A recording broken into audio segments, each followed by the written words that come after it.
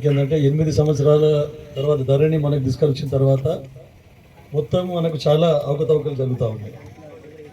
ఎందుకంటే మీకు అందరికీ ధరణిలో ఎన్ని లోపాలు ఉన్నాయని చెప్పేసి గతంలో ఒక 2-3 బాబు కొంచెం ఎవరు ఎన్నో 3 తరాల నుంచి వ్యవసాయం చేసుకు వాళ్ళకి మళ్ళీ ధరణిలో వారికి అమ్మిన పేర్ల మీద సాదా బైనామా ద్వారా కానీ ఏదో కానీ సాదా కాగితం మీద కానీ డబ్బులు ఇచ్చి కొనుక్కొని 3 తరాల నుంచి వ్యవసాయం చేసుకుంటే కూడా మళ్ళీ అమ్మినోళ్ళ పేరు మీదనే మనకు ధరణిల పేరు ఎక్కడం జరిగింది. అదొకటే కాకుండా మనం హౌస్ సైడ్స్ ప్రభుత్వ భూమిని ఇండ్ల స్థలాల గురించి వాటిని అన్నిటి కూడా మనం పట్టాలు ఇవ్వడం జరిగింది. అది కూడా మళ్ళీ వాళ్ళ పేరు మీదనే ఎవరైతే అమ్మినో పట్టేదారులు వాళ్ళ పేరు మీదనే ధరణిలోకి మళ్ళీ పేరు ఎక్కడం జరిగింది. వాళ్ళు వచ్చి ఎవరైతే బడుగు బలహీన వర్గాలకు ఇండ్ల స్థలాలు పంపిణీ చేసినామో వచ్చి మా భూమి ఉన్నది అని చెప్పేసి పోలీసులను పెట్టి దౌర్జన్యంగా వాళ్ళని ఖాళీ చేయించడం జరిగింది. ఇట్లాంటి అవకతవకలు ఎన్నో జరిగినాయి. ముఖ్యంగా కాస్తు కాలం తీసేయడం వలన చాలా నష్టపోవడం జరిగింది. ఎందుకంటే బీదోళ్ళు మనం గత ప్రభుత్వంలో మీకు అందరికీ తెలుసు ఇందిరాగాంధీ గారు ఫస్ట్ ఏదైతే ల్యాండ్ సీలింగ్ చట్టం తీసుకొని వచ్చిందో పెద్ద పెద్ద భూస్వాములకు 100 ఎకరాలు అప్పుడు దేశ్ముఖ్లు దేశపాండేలు వాళ్ళందరూ ఉంది. నిజాం ప్రభుత్వ పరిపాలన తర్వాత వారందరికీ 100,000 ఎకరాలు ఇవ్వడం జరిగింది. కానీ ఇందిరాగాంధీ గారు మీకు అందరికీ తెలుసు ఇది మనకు ల్యాండ్ సీలింగ్ యాక్ట్ తీసుకొని వచ్చి ప్రతి ఒక్కరికి కూడా బీదోళ్లకు 2 ఎకరాలు 5 ఎకరాలు భూ పంపిణీ చేసి దానికి మళ్ళీ బ్యాంకులు జాతీయం చేసి దాని ద్వారా మీకు లోన్ ఇచ్చి జీవనోపాధి కలిగే విధంగా బోర్లు లేపించి కరెంట్ ఇచ్చి ఇట్లాంటి కార్యక్రమాలు అప్పుడు చేపడితే గత ప్రభుత్వంలో ఉన్న ఏదైతే ల్యాండ్ ఇచ్చిందో మనము అసైన్ చేసి ఇచ్చిందో వాళ్ళకి వాని కూడా మళ్ళీ ఉంచుకొని పల్లె ప్రకృతి వనాలని డంపింగ్ యార్డ్ అని లేకుంటే శ్మశాన వాటికలని బలవంతంగా చట్టపరంగా వాళ్ళకి నోటీసులు ఇచ్చి వాళ్ళకు తగిన డబ్బులు ఇచ్చి లేదంటే వాళ్ళకి వేరే దగ్గర ల్యాండ్ చూపించి వాళ్ళకి తీసుకోవాల్సిన బాధ్యత ప్రభుత్వాన్ని. కానీ విచ్చలవిడిగా ఎక్కడ పడితే అక్కడ పోలీసులను పెట్టి దౌర్జన్యంగా ఖాళీ చేపించి ఆ భూములను ఆక్రమించి అవి ప్రభుత్వం మొత్తము పల్లె ప్రకృతి వనాలు శ్మశాన వాటికలు కట్టడం జరిగింది. ముఖ్యంగా శంకరంపేట మండలం మీకు అందరికీ తెలుసు రాణి శంకరమ్మ భూములు బినామీ వారసులను చేసుకొని వాళ్ళందరికీ పేరు మీద చాలా మంది కాస్తులో ఉంటే కూడా వాళ్ళని తీసుకొని కొంతమంది అధికార పక్షానికి చెందిన నాయకులు వాళ్ళ పేరు మీదకి బినామీల పేరు మీదకి మార్చుకొని మళ్ళీ హైదరాబాద్ పార్టీలకు వాళ్ళకి ఎక్కువ ధరలకు అమ్మడం జరిగింది. కొన్ని చోట్ల గొడవలు కూడా జరిగినాయి. కబ్జాలకు పోతే వాళ్ళు రానియలేదు. ఎందుకంటే మా తాతల నుంచి మేము బతుకుతా ఉన్నాం, ఇక్కడ చిన్న కమతాలు ఉన్నాయని చెప్పేసి వీటన్నిటికీ పరిష్కారం. తర్వాత ముఖ్యంగా ఇంకోటి మొన్న మా వీలొచ్చుంది అగ్రికల్చర్ కమిషన్ కోదండ రెడ్డి గారు మనకు గాజులపాడు విలేజ్ అని కంటి మండలం ఒక రైతు ఆత్మహత్య చేసుకుంటే అక్కడికి రావడం జరిగింది. ఎందుకు ఆత్మహత్య చేసుకున్నారనంటే అక్కడ అప్పటి అధికార పక్ష నాయకులు అందరూ టీం తయారైపోయి మొత్తం ఒక సాదా బైనామా సృష్టించి వాళ్ళ పేరు మీద ఏదైతే ల్యాండ్ ఉన్నదో మొత్తం వీళ్ళు అమ్మినట్టు క్రియేట్ చేసింది. దాంట్లో పంచులు ఎవరంటే 6 మంది పంచులు ఉంది విట్నెస్లు. 6 మంది పంచులలో వాళ్ళు ఇద్దరేమో ఊరు బయట ఉంటారు, ఇద్దరేమో చచ్చిపోయారు. ఇక 2 ఊరోళ్ళు ఉన్నారు. వాళ్ళకి పిలిచి అడిగితే మాకు తెలియదు సార్, మా సంతకాలు పెట్టుకున్నారు, మేము పెట్టలేదు సంతకాలు అని చెప్పారు. అదే సాదా బైనామా ద్వారా అప్పుడు ఒక తహసీల్దార్ చాలా నోటెడ్, ఆ తహసీల్దార్ హయాంలో మొత్తం భ్రష్టు పట్టించేసాడు, కంటి మండలాన్ని భ్రష్టు పట్టించాడు, అన్ని అవకతవకలు చేసిపోయాడు. హైదరాబాద్లో కూర్చొని రాత్రి 12 గంటలకు మొత్తం సైట్ ఓపెన్ చేసి రిజిస్ట్రేషన్లు చేసిన దాఖలు. అప్పటి నాయకులు ఇటువంటి వాటికి అన్నిటికీ ప్రోత్సాహం ఇచ్చారు. నాయకులు బీదోళ్ళ భూములు కాపాడవలసిన నాయకులు వాళ్ళు అధికార యంత్రాంగాన్ని అక్రమంగా ఉపయోగించుకొని వారు మొత్తం భూములు కబ్జా పెట్టడం జరిగింది. మీకు అందరికి బాగా తెలుసు. అప్పటి మేము ఉన్నాం, ఇప్పుడు మేము అనుకుంటే కూడా మేము కబ్జా పెట్టుకోగలుగుతాం. కానీ మాకు మీరు ఓట్లు వేసినందుకు, మాకు అధికారం కట్టబెట్టినందుకు మేము మీ సంక్షేమం గురించి మీ భూములు ఎవరికి పోకుండా బాధ్యత మా ప్రభుత్వం మీద మా మీద ఉన్నదని చెప్పేసి మీకు అందరికి చెప్తా ఉంది. మా ముఖ్యమంత్రి రేవంత్ రెడ్డి గారు, తర్వాత పొంగిరెడ్డి శ్రీనివాస్ రెడ్డి గారు వీళ్ళందరూ కలిసి ఈ భూభారతి చట్టాన్ని ఎక్స్పర్ట్స్ ద్వారా మొత్తం క్షుణ్ణంగా పరిశీలించి దాన్ని అసెంబ్లీలో చట్టపరంగా పెట్టి పాస్ చేశారు.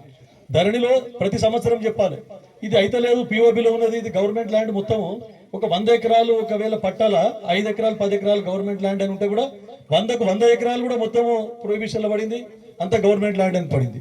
దాన్ని మార్చి అరే నా బిడ్డ పెళ్ళి ఉన్నది 1 ఎకరం సార్ 2 ఎకరాలు ఉన్నాయా 1 ఎకరం అమ్మేతామని అంటే కూడా అమ్మనికి అవకాశం లేకుండా అటువంటిది ఉండింది. పోయి రెవెన్యూ డిపార్ట్మెంట్ వాళ్ళకి అడిగితే ఏం చేయాలి సార్, అది కాదు సార్, ఇప్పుడు మాడ్యూల్ లేదు సార్, మళ్ళీ గవర్నమెంట్ నుండి మాడ్యూల్ తయారై రావాలి, గవర్నమెంట్ నుంచి మాడ్యూల్ తయారై వస్తే అప్పుడు కానీ మేమేం చేయలేము సార్ అని చెప్పడం జరిగింది. ఒకటి అటువంటి మాడ్యూల్స్ తయారు కానికి 8 సంవత్సరాలు పట్టింది. ఆయన కంప్లీట్ కాలేదని ధరణి తీసేసి భూభారతి అని ఎక్స్పర్ట్స్ తో లోపాలని సవరించాలనే ఉద్దేశంతో ఇది పెట్టారు. ధరణి తర్వాత ఇంకా ధరణి లోపాలు మీకు చెప్తాను. గవర్నమెంట్ ల్యాండ్ మనకి గవర్నమెంట్ పనికి మీరు పోయినప్పుడు అధికారులు మీకు ఎవరైనా ₹1 అడిగితే డైరెక్ట్ గా నాకు ఫోన్ చేయండి అని మీకు చెప్తా ఉన్నా, ఛాలెంజ్ చేస్తా ఉన్నా. నేను మీకు మీ పని నేను చేపిస్తాను చెప్తా ఉన్నా.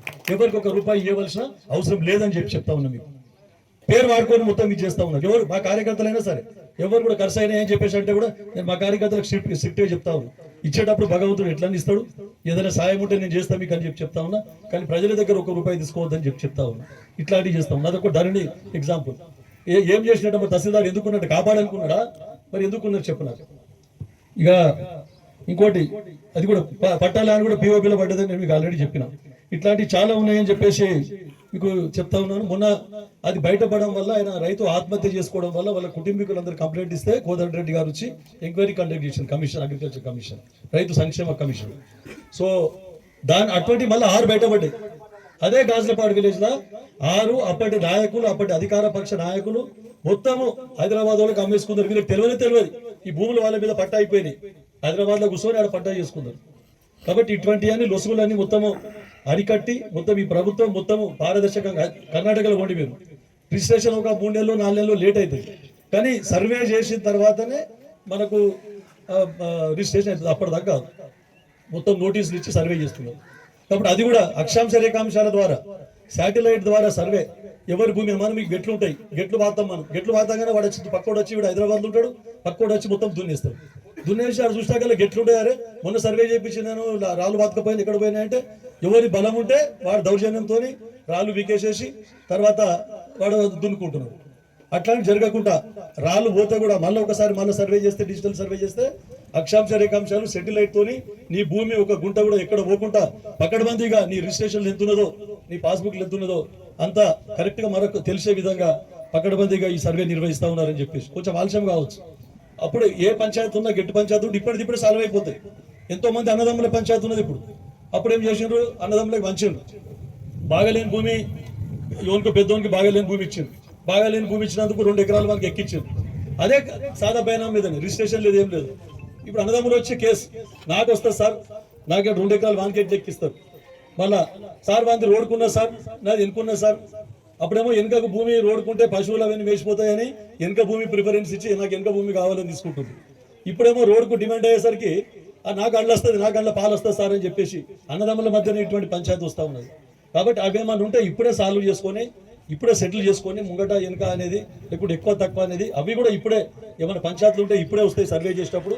ఇప్పటికిప్పుడు నిజాం పీరియడ్ ఎట్లయితే సర్వే చేసి పకడ్బందీగా చేసారో ఇప్పుడు కూడా మళ్ళీ సర్వే చేసి ఇవన్నీ ప్రాబ్లమ్ సాల్వ్ చేసే విధంగా ఈ ప్రభుత్వం కృషి చేస్తూ ఉంది. చిత్తశుద్ధితోని అధికారులు కూడా చిత్తశుద్ధి. ముఖ్యమంత్రి గారు ఎంత చిత్తశుద్ధితో పనిచేస్తున్నారంటే దీని మీద ఒక 10 సార్లు రివ్యూ పెట్టారు. భూభారతి మీద పొంగులేటి శ్రీనివాస్ రెడ్డితో క్యాబినెట్ సదస్సులతో 10 సార్లు రివ్యూ పెట్టి ఏం ప్రాబ్లమ్స్ ఉన్నాయి అని చెప్పేసి రైతులను కూడా అడిగినరు, సర్వేయర్స్ పిలిచి అడిగినరు. తర్వాత ఏముంది మీకు ప్రాబ్లమ్స్, ఎక్కడెక్కడ ఇంకా ఏమేమి లొసుగులు ఉన్నాయి, ఏమేమి వస్తున్నాయని చెప్పేసి. అందుకే ఆలస్యం అవుతుంది. కొంతమంది ఏమంటున్నారు నా దగ్గరికి వచ్చి, సార్ మనం భూభారతి తెచ్చినాం సార్, ధరణిలు ఎత్తున్నది అంతే ఉన్నది సార్, ఇంకా ఏం ముంగడికి పోతలేదు సార్, కలెక్టర్ దాకా పోయినాం సార్, ఇంకా ఎట్లుంది అట్లే ఉన్నది సార్, పనులు అయితే లేవు సార్ అని. కానీ నేను చెప్పిన ఇది పకడ్బందీగా మన ప్రభుత్వం చేస్తూ ఉన్నది. కొంచెం ఆలస్యమైనా సరే ఖచ్చితంగా మనకు అన్ని కూడా సమస్యలు తీరుతాయి అని చెప్పేసి చెప్పడం జరిగింది. అందుకే మీ రైతులకు కూడా కోరుకునేది ఏంటంటే అధికారులకు సహకారం తీసుకొని ఇప్పుడు ఏంటంటే పైలట్ ప్రాజెక్టుల కింద కమలాపూర్ ఒకటి ఇదొకటి చేపట్టడం జరిగిందో అట్లే మీరు ఇవన్నీ తర్వాత అన్ని గ్రామాలు కూడా సర్వే చేపట్టడం జరుగుతుంది. సరే ఈ ప్రభుత్వం పీరియడ్ ఉంటుందా పోతుందా అయిపోతుంది తర్వాత సంగతి.